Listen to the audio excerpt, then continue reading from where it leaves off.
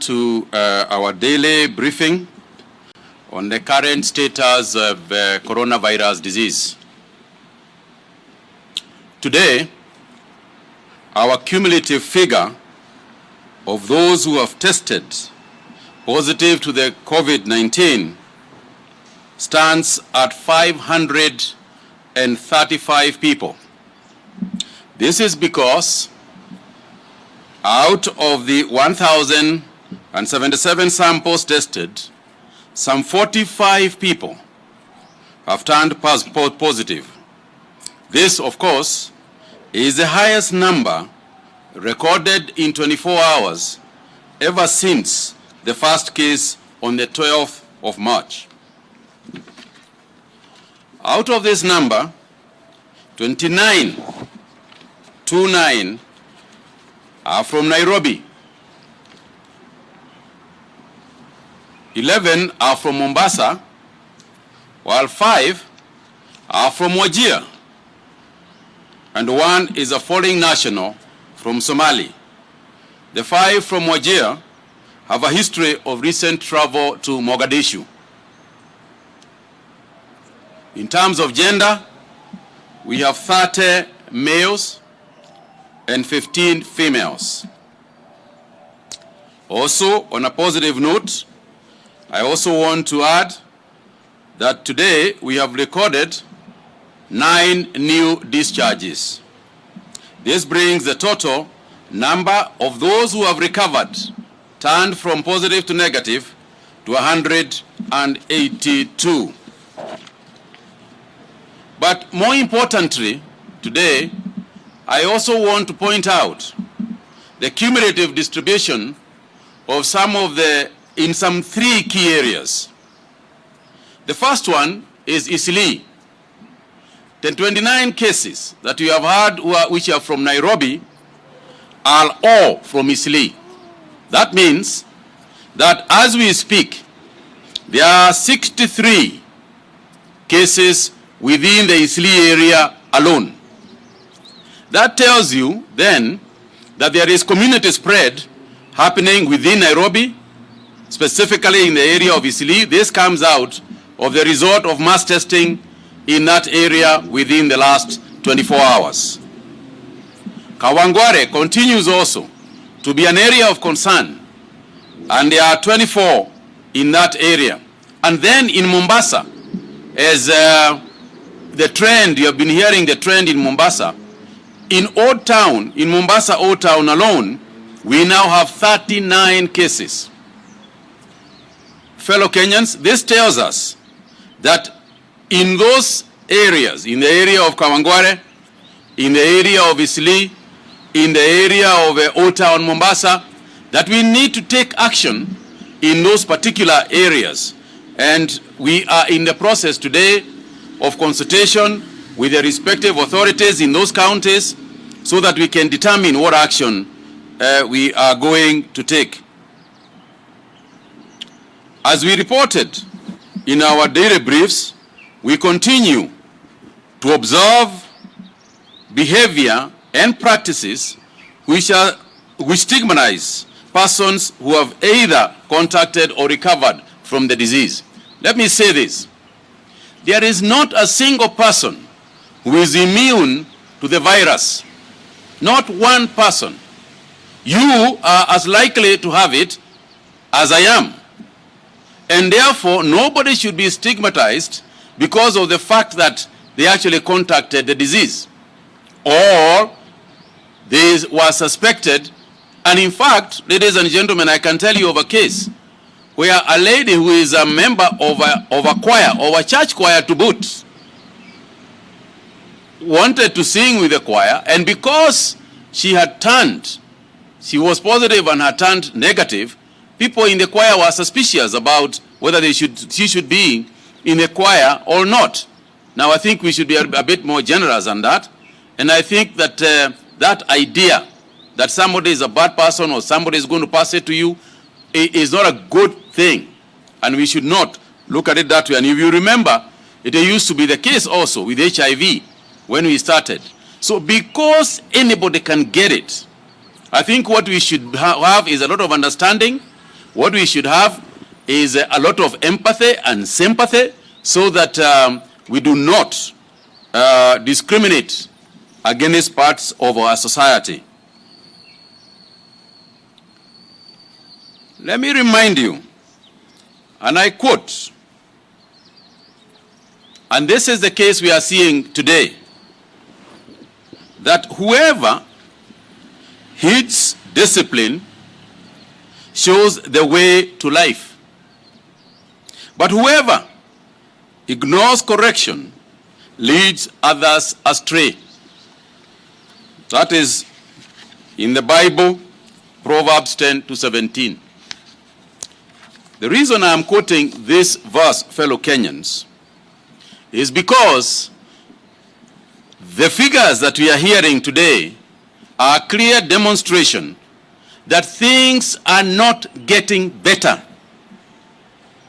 And people who are telling others that things are better are lying to them.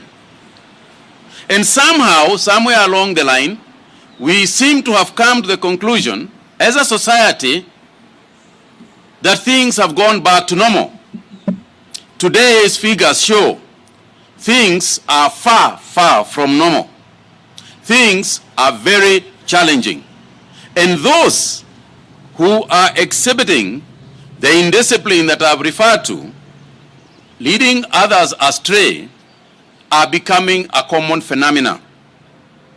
You will remember that 2 weeks ago or so, His Excellency the President de-escalated measures to do with hotels and eateries.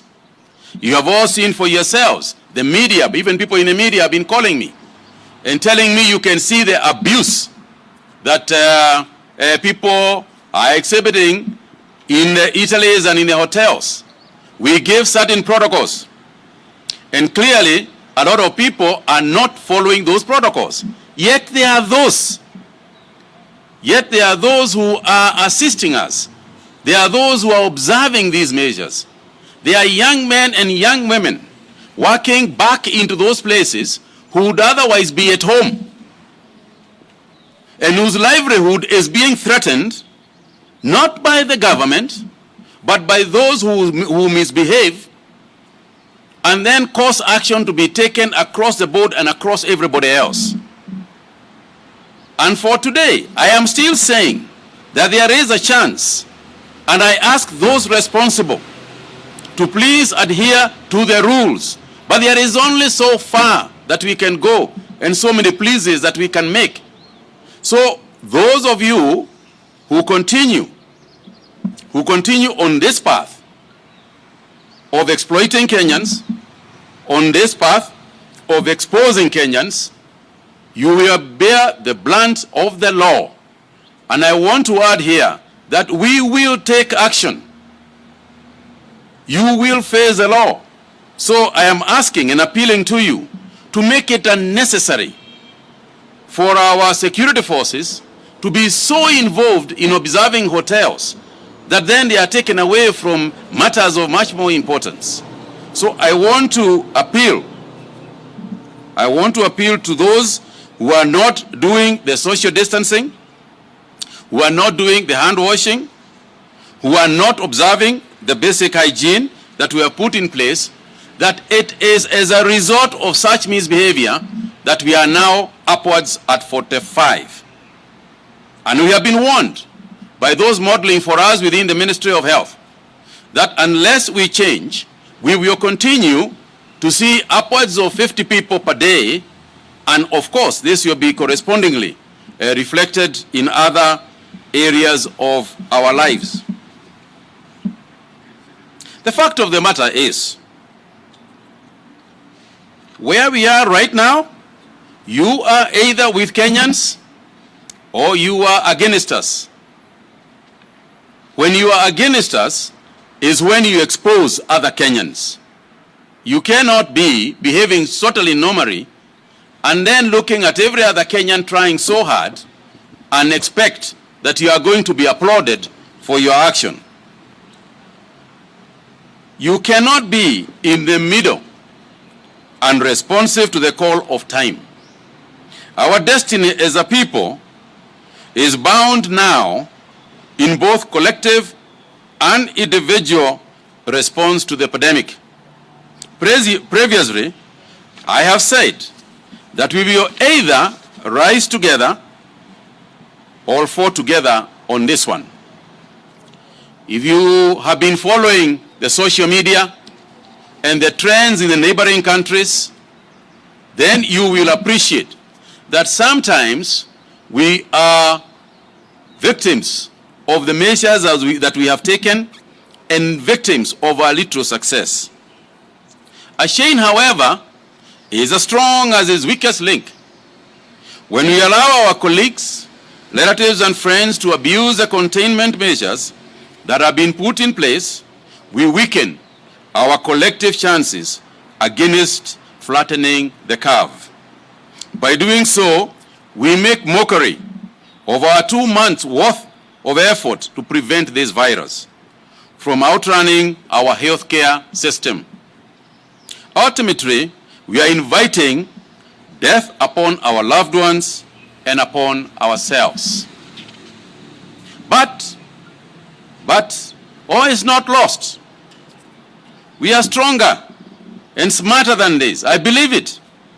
We can stop this tide through our collective strong will, discipline, determination, and timely moves. Listen, we can do better. But when I say we, I am not referring to the government. I am referring to you and I. I am referring to your brother and your sister. I am referring to my mother. I am referring to my wife. I am referring to my children. These are the people who we are saying can do better. So whenever we say we can do better, please appreciate it's got nothing to do with the government. This got something to do with yourself.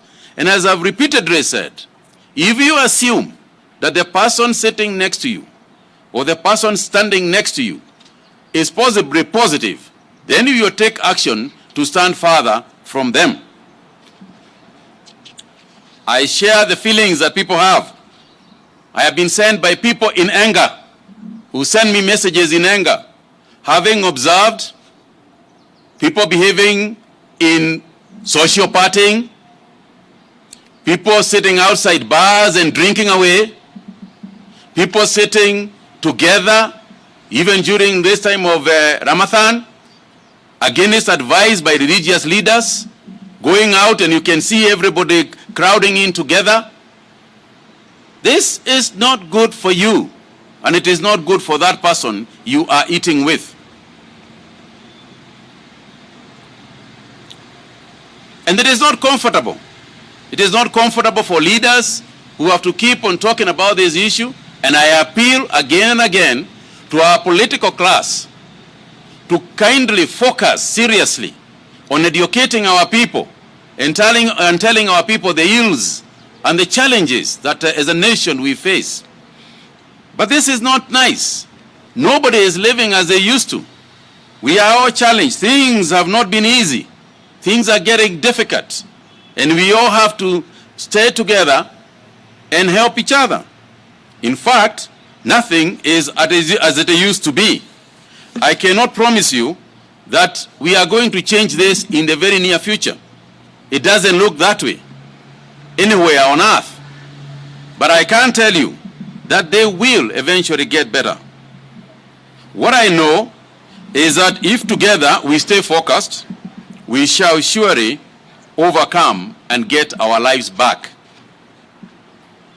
As I conclude, I want to take this opportunity to inform you that today we are celebrating the International Day for Midwife, whose theme is Midwives with Women, Celebrate, Demonstrate, Mobilize, Unite. The day is usually celebrated on the 5th of May worldwide. But today, we are celebrating in the midst of this pandemic.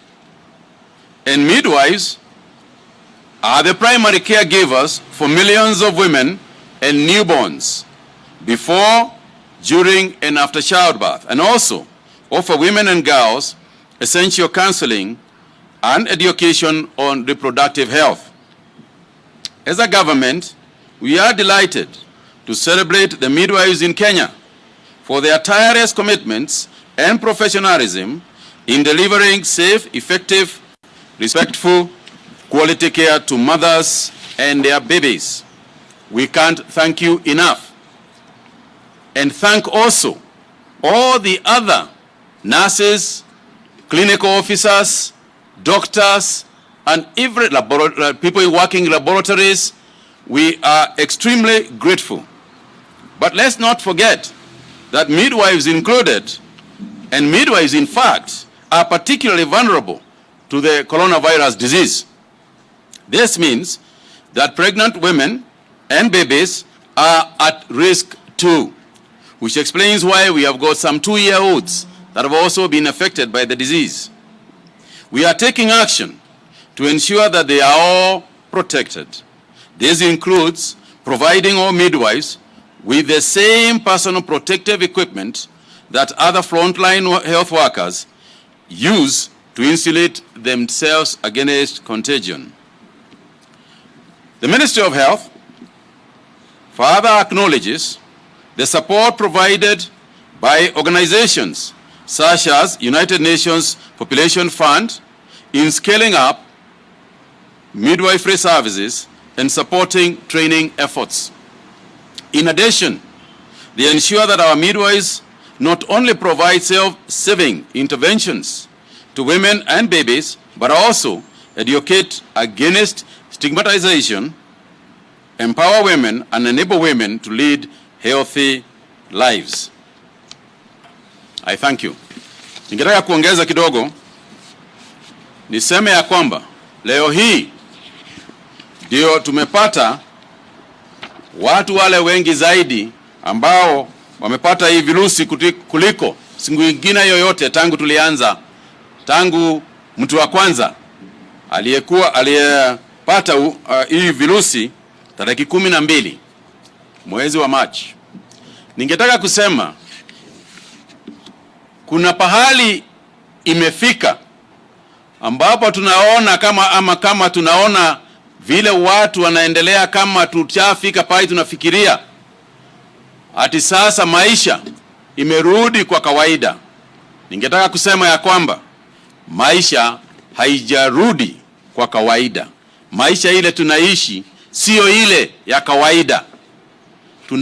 Tunaishi wakati ambapo virusi inaendelea katika nchi yetu, katika town zetu. Sana sana leo hii nimesema kama area ya Isili jana peke yake ilipata watu 29 kwa siku moja. Na ndio tunasema, ndio sababu tunasema ni lazima tuanze kufikiria tena kama vile tunasema, vile tunafanya. Watu wanafuata zile sheria tumetoa, watu wanafuata au hawafuati. Nimesema katika kule Old Town Mombasa watu wanaendelea kupata hii virusi na wengine wanawaambia wapimwe wanakataa. Lakini nafurahia ya kwamba kazi ya Governor Joho kule Old Town Mombasa imeonyesha ya kwamba watu wakizungumziwa wanaelewa na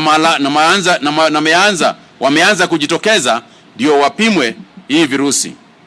Kwa hivyo mimi nikusihi vijana, kina mama na wazee tujue ya kwamba sisi bado tuko hatarini. Ni lazima tujikinge kwa sababu hii ugonjwa jameni imeanza kuzorota. Na ukiangalia nchi zetu, ukiangalia nchi za jirani vile mambo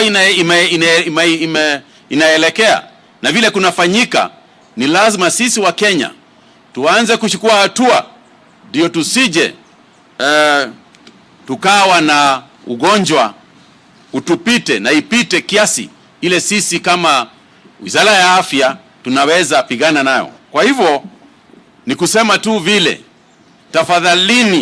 tafadhalini watu wasije wakaanza kurudi kazini. Wale watu ambao waliambiwa tufanye kazi kutoka nyumbani, tuendelee kufanya kazi kutoka nyumbani. Wale watu ambao walikuwa hawatoki town, umeona siku hizi traffic jam imekuwa zaidi, imekuwa mingi, ni kusema watu wamerudi maofisi kama kawaida. Tukifanya hivi jameni, tutakuja kuumia.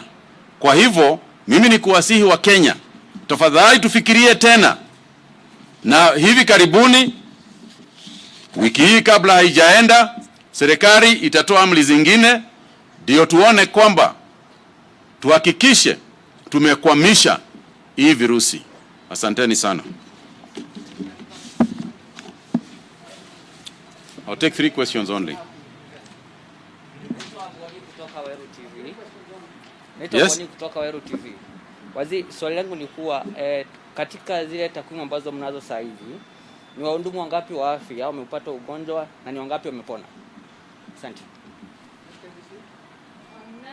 Kutoka KBC, na swali langu la kwanza ni kuhusu wale wauzaji wa barakoa. Hapo jana mlitangaza ya kwamba mmeshuhudia wale ambao wanauza zile barakoa lakini wanawaruhusu wale wanaonunua kuzipima. Je, mnapanga kuchukua hatua gani kizingatiwa kwamba wanahatarisha maisha ya Wakenya? Na swali la pili ni kuhusu, tumepokea taarifa kutoka upande wa Malaba pale katika mpaka, wahudumu wa malori wanasema ya kwamba wanalazimishwa kupimwa virusi vya corona kutoka upande wa Uganda, ilhali wanahofia kwamba wakipimwa kutoka upande huo basi watazuiliwa kule Uganda na wangependa wao wanapimwa kutoka humu nchini. Let me just reply to those ones first. First and foremost, tangu juzi tulikuwa tukisema na tukaambiwa madereva wetu, kabla hujatoka Mombasa upimwe na upatiwe certificate ya kwenda, ndio ukifika pale Uganda, pale Malamba ama Busia unapita mara moja. Na nilisema ya kwamba hivyo ndio tumesikizana na serikali ya Uganda, serikali ya Rwanda na serikali ya Kenya zimesikizana. Ukiwa unaenda Uganda, unachukua mizigo kutoka Mombasa, basi ni lazima upimwe kutoka Mombasa ndio uweze kwenda mara moja mpaka Uganda. Ukienda bila kupimwa, ukifika pale katika border, utakaa hapo mpaka upimwe upande wa Uganda. And that is something we have explained. We have told our drivers, our truck drivers, that from your destination, that you should be, from your destination, you should take a test at your destination, where you are departing from. Sorry, not destination. Where you are departing from is where you should take your test. So that moving forward, then you will not have challenges on the border points. As far as the frontline workers are concerned, we continue to be very pleased about the fact that we are not increasing any more frontline infections. But I'm going to ask Dr. Amos to reply to that. Any more, Dr. Amos? I'll reply to that first. Okay. Goja. Which one? The one about any other medical workers. No, the medical workers, thank you, Waziri. I think so far, as we ramped up production of personal protective equipment, we have continued to assure security of our frontline healthcare workers. And in fact, in the past 10 to 14 days, we have not had any infection from a frontline healthcare worker, especially in the public health facilities. I know we have had a challenge with healthcare workers in the private sector for a particular hospital in the Coast Province, and we have had discussions with the county health management team to be able to especially address the issues of PPEs and also infection prevention control measures that they need to undertake to ensure that the frontline healthcare workers are protected so that they can be able to offer services to those who may need support from them, especially if they have COVID-19. Thank you. Let me also add this. Let me also add that we are aware that there has been complaints from health workers in regards to, particularly the unions, in regards to some of the measures that we want to take, and also in regards to what we have promised them. And I want to say that we will deliver anything that we have promised to the health workers. Sometimes these things take a bit of time. We have to agree with the Ministry of with the Public Service Commission, with the Salaries and Remuneration Commission. These are some of the areas, some of the delays that come. Is because it's a collective, it's something collective. But what I would like to urge and appeal to our health workers is that please, this is really a time to come together. This is a time for everybody to make some certain sacrifices. We are not even asking you to make a sacrifice in terms of what is due to you, but we ask you to continue making sacrifices as far as being there is concerned, as far as treating our people is concerned, as you have continued to do, not just through this pandemic, but through other very challenging situations. And we are grateful, and we appeal to you. There is nothing that cannot be agreed upon. Let us just keep working. I'm Leila Mohammed from NTV, and my question is, now that we've seen coronavirus is here with us and is spreading into the communities, ever since you released the statement that the government is allowing some entities to reopen within major cities, we started seeing a huge number of people coming back into the CBDs. Last night we witnessed a situation in which people were being stuck past curfew hours.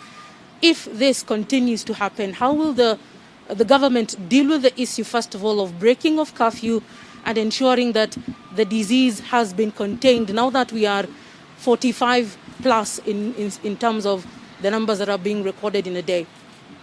Thank you. Let me say this. Let me just say that we have said in the past that we will escalate or de-escalate measures in accordance with the behavior that we observe. This is no exception. I just said earlier that this intervention was supposed to secure some form of livelihood for some people, even as we observe the measures that, that we have taken. And it is true that it has been abused. It is a fact of life that people have been going to pubs or to eateries. They order one sausage with 2 beers. They eat that one sausage. Anakula hiyo sausage moja na bia mbili. Anatoka hapo, anaingia hoteli ingine.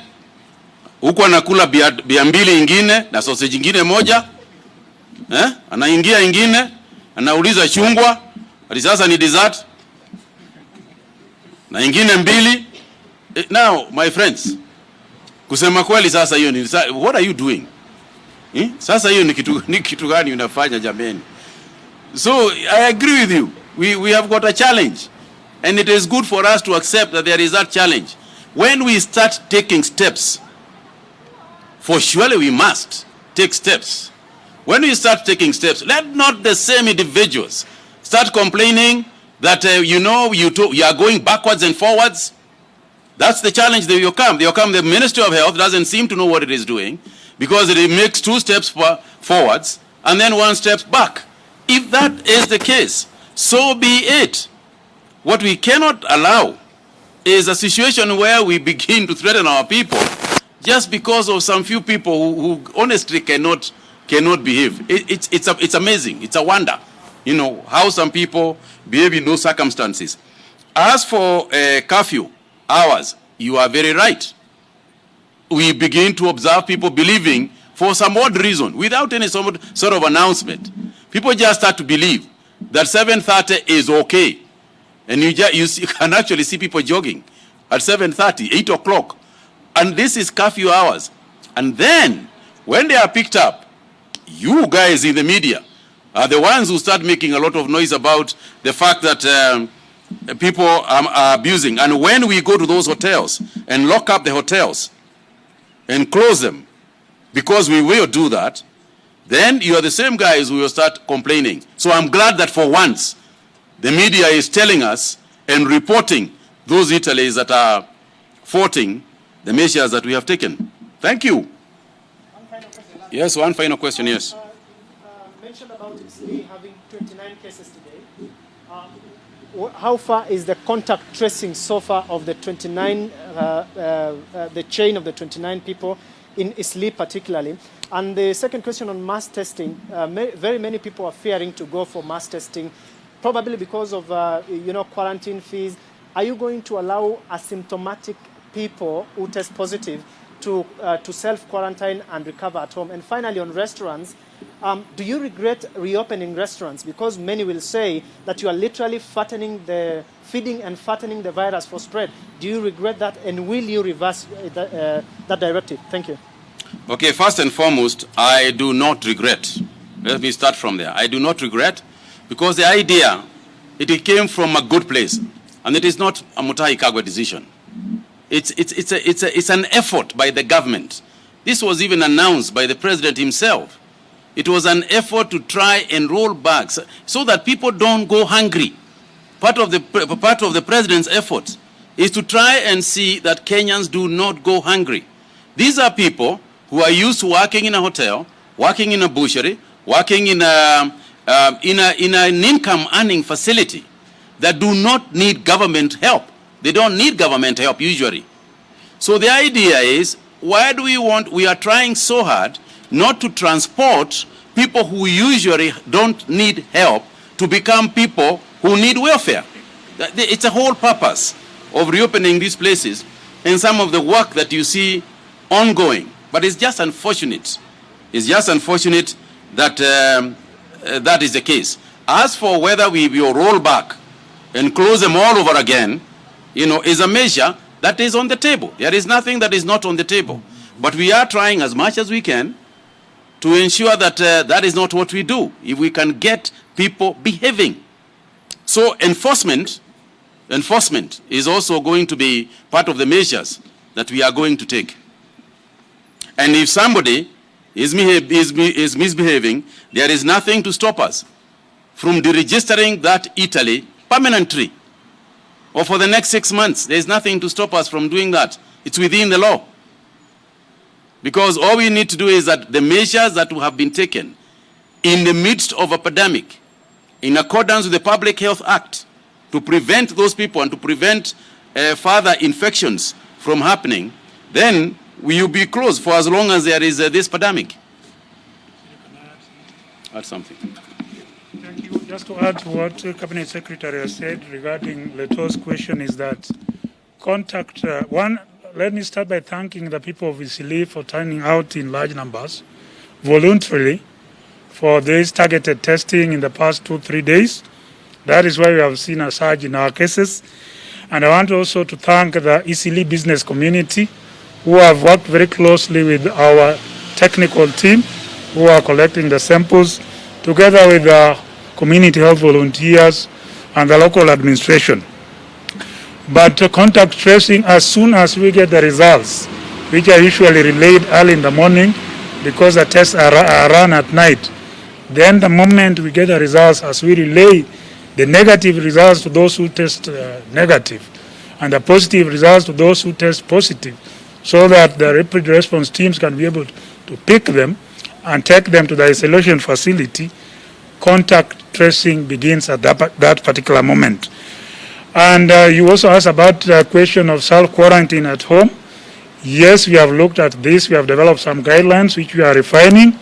But based on our experience from self-quarantine mechanisms that we had put into place before we locked our airspace, this is something that requires us to look at it very, very critically because of the risk.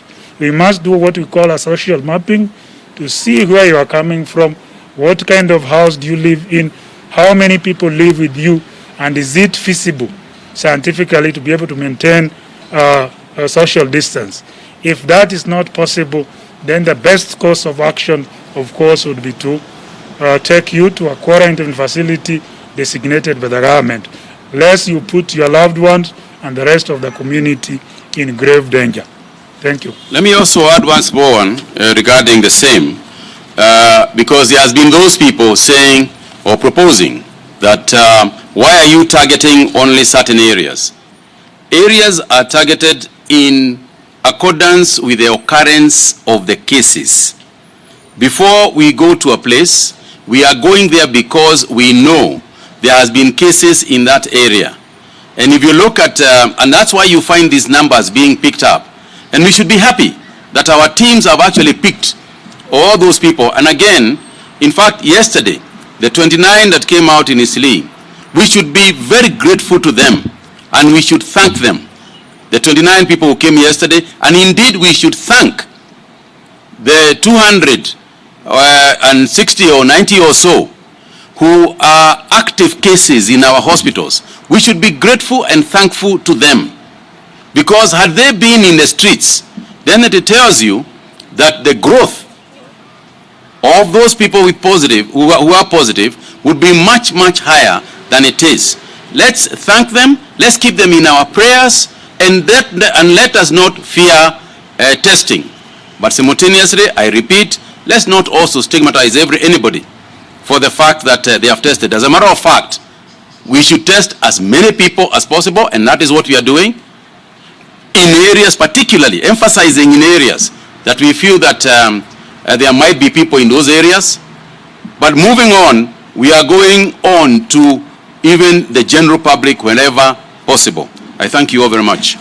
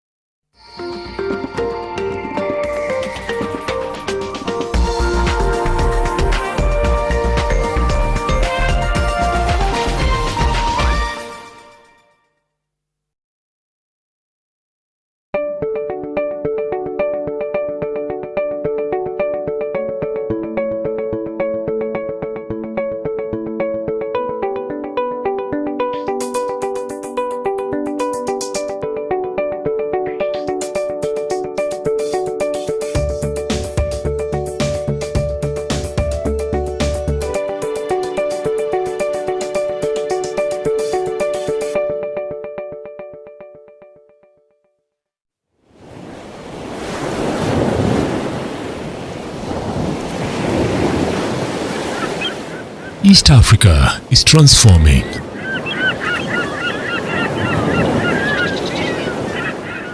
And so are we. We are now more diverse, more visual, more engaging. Grab a copy of the new East African. To subscribe, email subscription@ke.nationmedia.com or epaper@ke.nationmedia.com. We have suspended learning. The government has not decided to postpone the national examinations. Tujamaliza syllabus hii. Serikali iharakisha tufungue hata kama ni kidato cha 4 kienda shuleni. Itakuwa hatari kubwa kupeleka watoto shuleni tukihofia kwamba syllabus wako nyuma. Leo tutasoma Kiswahili. The children have continued with their calendar of education. Sisi kama huko hivi Islamu huko hatuna kitu. Unaweza pata nyumba moja ndio kuna TV kwa plot. Watoto sasa hata tutawafuatilia aje? Mtoto hajakunywa hata chai, hajakula hata chochote. Hata ukimwekea kitabu hapa ataona. It's very easy to see the crisis in health compared to see the crisis in education.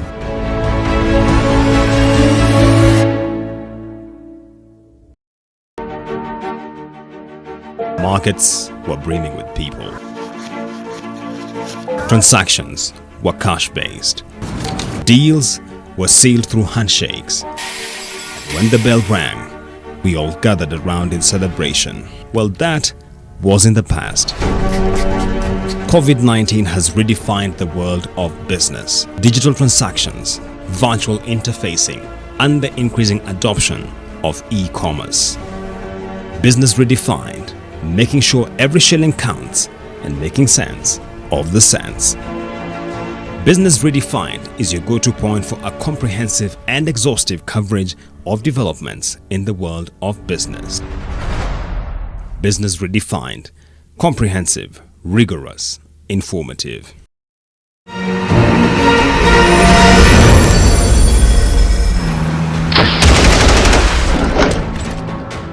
You're free, big boss. We are just getting started here. It's payback time, boys. I don't love Agatha. I had to wrap her around my finger because we both need to get her share of the cash. The truth is slowly coming out bit by bit. We'll make sure the person who did this to you will pay.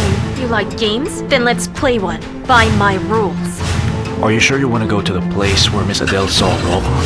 Where is the van? Where's my money? I know who could have done this. It was Erica. She did this.